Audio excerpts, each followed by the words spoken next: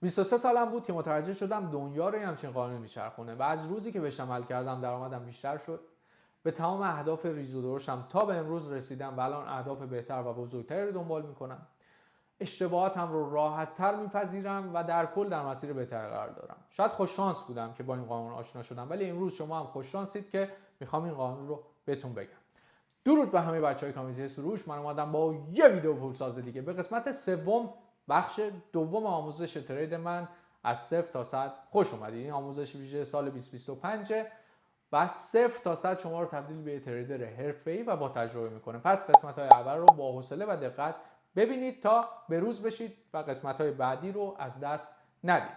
تو قسمت قبل که بخش اول و مربوط به روانشناسی بود، یه سری نکات مهم و یه چارچوب ذهنی رو بهتون گفتم که کمک کرد یه حساب رو از 0 برسونم به 10 برابر، یعنی 10 برابر رشدش بدم و از اون به بعد دیگه اصلا پروسه ترید حرفه‌ای من شروع شد. و تو این بخش میخوام یه سری قوانین و نکاتی رو بهتون بگم که از لحاظ روانشناسی پخته ترتون کنه و بهتون کمک کنه و بریم کلا بحث روانشناسی رو ببندیم. قانون مهم اینه که برخلاف تصور همه، هر کسی به هر چیزی تو این دنیا یه نظم خاصی داره و سر جای درستش. اگه میخوای چیزی رو تغییر بدی، باید بهای برهم زدن نظمش رو بپردازی. مثلا اگه روتین و نظم حاکم بر زندگیت اینجوریه که تا 3 و 4 صبح تو اینستاگرام پرسه میزنی، وقت تلف میکنی، ویدیوهای بی‌معنی میبینی و 15 16 ساعت از تایمت رو بیداری ولی کار مفید یا پیشرفتی نمی‌کنی، تو سر جای درستت هستی و نتایجی که میگیری هم درسته. یعنی شما اگه نظم حاکم بر زندگیت مثل 90% مردم دنیاست، همونقدر پول میسازی که اونا میسازن و خیلی عادلانه است. اگه شما میخوای قهرمان ورزشی بشی و نظم حاکم بر زندگی مثل قهرمان ورزشی مورد علاقته، دیر یا زود قهرمان میشی. اگه میخوای میلیونر بشی و نظم حاکم بر زندگیت مثل میلیونرهای حوزه کسب و کارته، دیر یا زود میتونی به اهدافت برسی. پس روتین و نظمی که حاکم بر زندگی ماست مستقیما تاثیرگذار روی نتایجه. اثر محیطی هم هست. خب بچه‌ها، وسط ریکورد دوربین یهو خاموش شد و الان 2-3 ساعت گذشته و هوا هم داره تاریک میشه، یه ذره نور تغییر کرده. خلاصه داریم ادامه ویدیو رو ریکورد میکنیم. من راجع به این قانون تو اینستاگرام صحبت کرده بودم و یه عده کامنت‌های جالبی گذاشته بودن و یه عده گفته بودن که مثلا آقا نفست از جای گرم بلند میشه، پس اثر محیط چی؟ ما که تو ایران با این شرایط سخت، با این فشار، با این محدودیت داریم کار میکنیم، زندگی میکنیم، چه جوری رشد کنیم؟ راجع به این صحبت میکنم. یه دم بهشون برخورده بود که آقا یعنی چی هر کی سر جای درستشه؟ یعنی اینجوری برداشت کرده بودن که هر کی توی شرایط بدیه حقشه و همینی که هست و سر جاشه و لیاقتشه. نه، بذارید توضیح بدم. اولا که اثر محیط هست و من نفسم از جایگاهم بلند نمیشه. منم تو همون محیط، تو همون کشور، تو سن کم کسب و کارامو راه انداختم، شرکتمو راه انداختم، کلی پروژه شکست خورده داشتم، تقریبا هر سال یه شکست رو تجربه میکردم و مهمتر از اون، تو اون سنی که من داشتم این کارا رو میکردم، همسن و سالام اصلا توی خط فکری دیگه بودن، اصلا توی فاز دیگه بودن. پس منم از همون جا شروع کردم و تونستم حالا محیط رو عوض کنم. خیلی سخت بود ولی تونستم این کار بکنم. نکته بعدی اینه که وقتی که ما میگیم هر کسی سر جای درستشه، معنیش اینه. ببینید شما فرض کنید از هر 10 نفر 9 نفر اعتقاد دارن که اثر محیط هست، شرایط سخت، اقتصاد و محدودیت ها اجازه نمیده رشد کنی و کاملا هم حق با اوناست و رشد نمیکنن. این نتایجی که میگیرن هم درسته.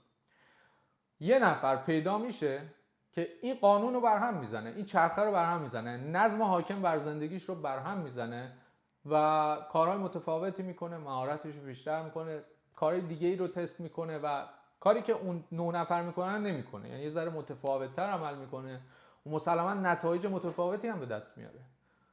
حالا خوب بدش بسته به اون کاری که میکنه داره. پس اثر محیط همیشه هست، ولی بحث قانون عرضه و تقاضاست.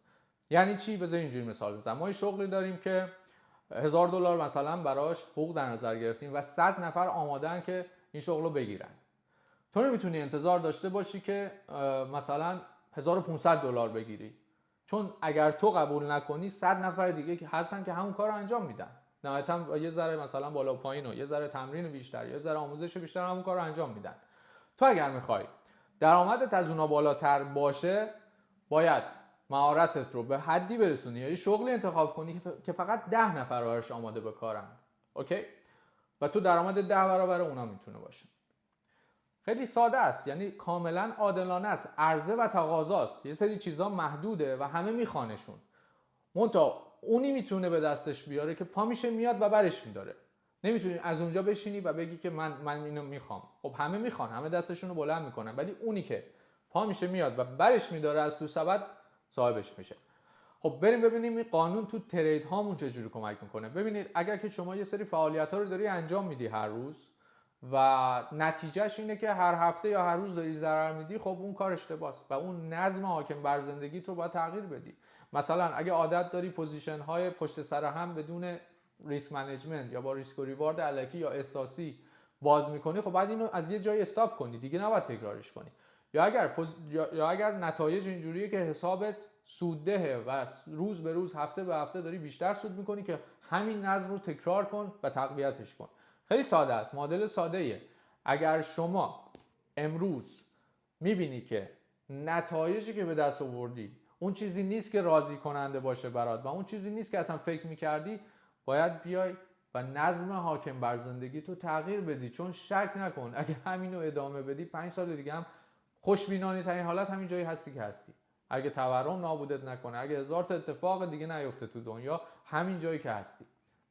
معادله ساده است. شما باید بیای آنالیز کنی از 5 سال گذشته تا به امروز تو، ببینید چه نظمی حاکم بر زندگیت بوده. همه چی تو باید آنالیز کنی، ساعت خواب و بیداریت، خورد و خوراکت، ورزشت، تایم مطالعه، تایم یادگیریت، بیزینسی که داری انجام میدی، همه چی رو باید بررسی کنی و بیای نتایج امروزت هم آنالیز کنی. اگه نتایج مثبت بود و راضی کننده بود که ادامه بده، ضعفات رو پیدا کن، تقویتشون کن، برو جلو. ولی اگر ناراضی هستی و ضررده هستی و پیشرفتی نمیبینی، کلا مسیر رو عوض کن، کلا روتین رو عوض کن. این خیلی مهمه. حالا چجوری عوض کنیم؟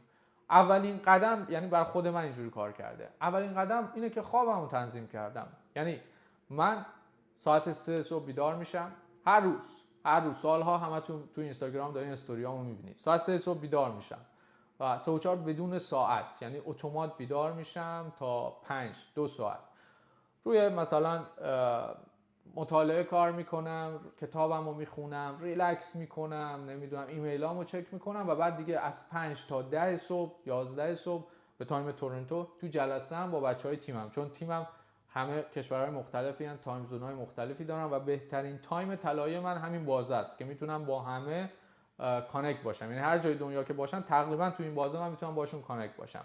پس از 3 صبح تا 10 صبح من در واقع دارم مستقیم کار میکنم و از 10 صبح که جلساتم، ارتباطاتم، مدیریتم و کاری که مربوط به شرکت تموم شد، تازه میرم تو فاز تولید محتوا. یعنی شروع میکنم 10 و 11 تا 2 ظهر محتوا تولید میکنم، ویدیو ریکورد میکنم که بعضی وقتا هم انقدر سرم شلوغ میشه که ویدیو هم دیر ریکورد میکنم و نمیرسم. ولی میخوام اینو بگم که بعضی وقتا تا 5 بعد از ظهرم کار میکنم مستقیم و میانگین بخوای حساب کنی روزی 15 16 ساعت مفید دارم کار میکنم. حالا این نیرو و این انرژی رو مدیون چیم؟ مدیون 3 تا چیزم. 1 خواب منظم، خیلی کمکم میکنه. 2 تغذیه و 3 مطالعه و یه جورایی مدیتیشن، که مدیتیشن من این نیست اینجوری کنم این قرتی بازی ها، از نظر من اینا قرتی بازیه. من کتاب میخونم. حالا شما میتونید کارهای دیگه کنید ولی خواب مهمترین چیزه.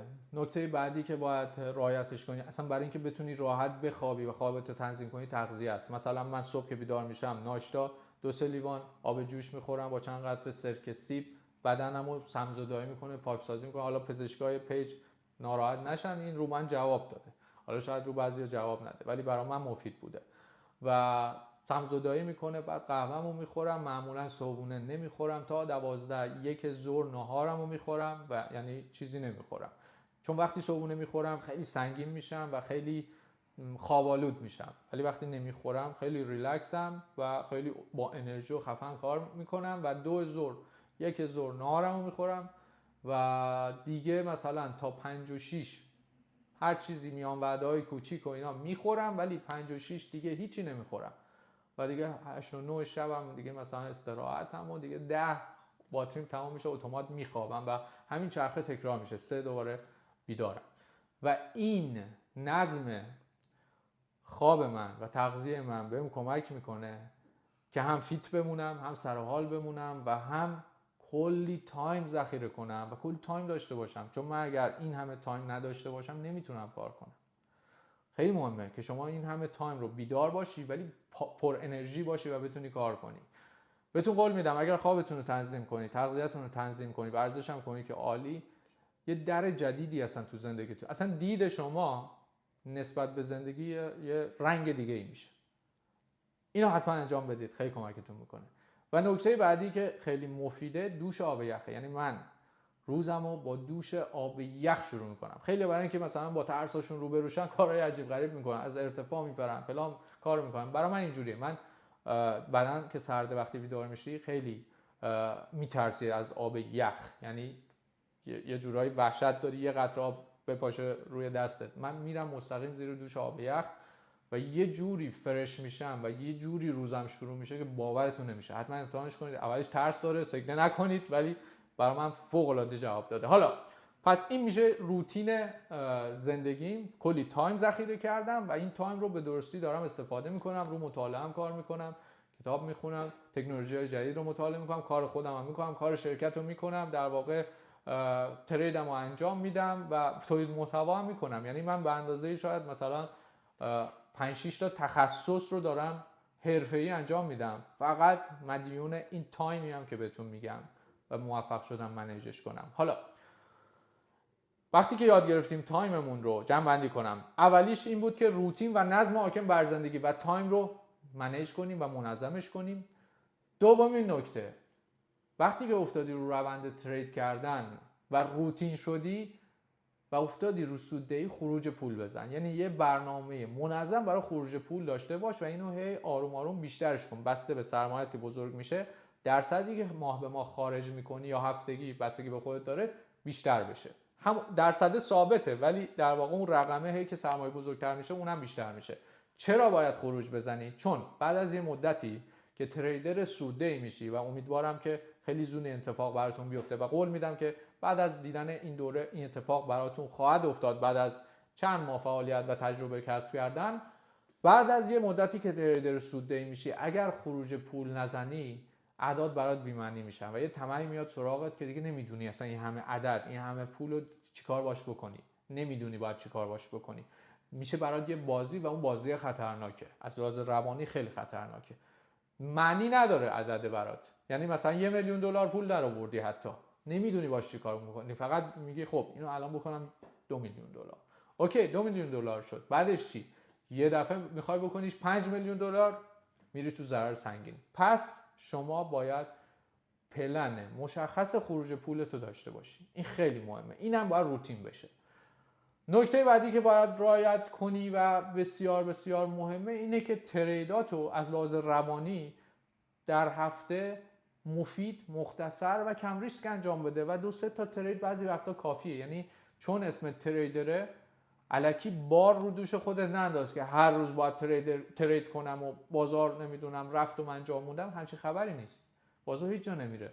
بازار همیشه هست. مهم اینه که تو به این دید برسی که بازار همیشه هست و تو یه نظمی داری، یه استراتژی مشخصی داری، میری یه سود کم میگیری میای بیرون، میری یه 2% میگیری میای بیرون. تمام.